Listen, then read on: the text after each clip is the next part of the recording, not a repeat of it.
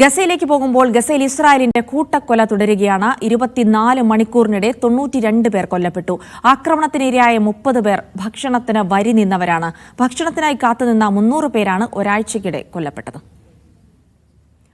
VK. Suhail international ഡെസ്കിൽ നിന്ന് വിവരങ്ങൾ നൽകും. സുഹൈൽ, ഒരു വശത്ത് ഇറാനെതിരെ വലിയ ആക്രമണങ്ങൾ നടത്തുന്നു, മറുവശത്ത് ഗസയിൽ ആക്രമണത്തിന്റെ തോത് ഒട്ടും കുറയ്ക്കാതെ തന്നെ മുന്നോട്ട് പോവുകയാണ്. ഭക്ഷണത്തിനായി വരിനിന്ന സാധാരണക്കാരായ ആളുകളെ കൊലപ്പെടുത്തുന്നതിന്റെ ഞെട്ടിപ്പിക്കുന്ന വാർത്തകൾ കൂടിയാണ് പുറത്തുവരുന്നത്. വിശദാംശങ്ങൾ എന്തൊക്കെയാണ്?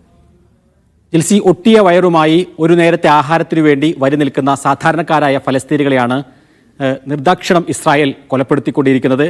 ഗാസ ഹ്യൂമാനിറ്റേറിയൻ ഫൗണ്ടേഷൻ എന്ന GHFന്റെ സഹായ വിതരണ കേന്ദ്രങ്ങളിലാണ് ഈ കൂട്ടക്കൊലകൾ നടക്കുന്നത്. നേരത്തെ തന്നെ UN അടക്കമുള്ള സംവിധാനങ്ങൾ മുന്നറിയിപ്പ് നൽകിയതാണ്. GHF എന്നത് ഒട്ടും ഒരു സഹായ സന്നദ്ധ സംഘടനയല്ല, അത് ഇസ്രായേലിന്റെയും ഇറാന്റെയും ഒരു കെണിയാണ് എന്ന് പല ആളുകളും മുന്നറിയിപ്പ് നൽകിയിരുന്നു. അത് തന്നെയാണ് ഇപ്പോൾ നടന്നുകൊണ്ടിരിക്കുന്നത്. 2 മാസത്തോളം പട്ടിണിയിലായ ഒരു ജനതയ്ക്ക് സഹായം എന്ന പേരിൽ GHF തുറന്നുകൊണ്ടിരിക്കുന്ന സഹായ കേന്ദ്രങ്ങൾ, അവിടേക്ക് കൂട്ടം കൂടിയെത്തുന്ന ആയിരക്കണക്കിന് ഫലസ്തീനികൾ, അവരെ മെഷീൻ ഗണ്ണുകളും അതേപോലെ തന്നെ യുദ്ധ ടാങ്കുകളും ഡ്രോണുകളും ഇത് മൂന്നും ഉപയോഗിച്ച് നേർക്കുനേരെ കൊലപ്പെടുത്തുകയാണ് ഇസ്രായേൽ ചെയ്യുന്നത്. ഒരാഴ്ചക്കിടെ ഏകദേശം 300 പേർ ഈ സഹായ വിതരണ കേന്ദ്രങ്ങളിൽ മാത്രം കൊല്ലപ്പെട്ടു എന്നുള്ളതാണ് കാര്യം. അപ്പോൾ ഇറാൻ ഇസ്രായേൽ യുദ്ധത്തിനിടയിൽ ഈ വിഷയം മുങ്ങിപ്പോകുന്നു.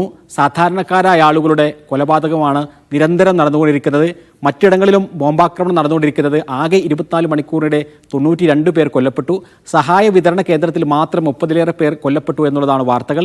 നേരത്തെ അത് ഒറ്റ കേന്ദ്രത്തിൽ മാത്രമാണ് കൂടുതൽ കൊലപാതകങ്ങളെങ്കിൽ റഫായിൽ മാത്രമാണ് കൊലപാതകങ്ങൾ ഉണ്ടായിരുന്നതെങ്കിൽ ഇപ്പോൾ ദൈറുൽ ബലായിലും ഗസ സിറ്റിയിലും അതേപോലെ തന്നെ ഖാൻ യൂനിസിലും പ്രധാനപ്പെട്ട എല്ലാ കേന്ദ്രങ്ങളിലും ഈ കൂട്ടക്കൊലകൾ തുടർന്നുകൊണ്ടേയിരിക്കുകയാണ്.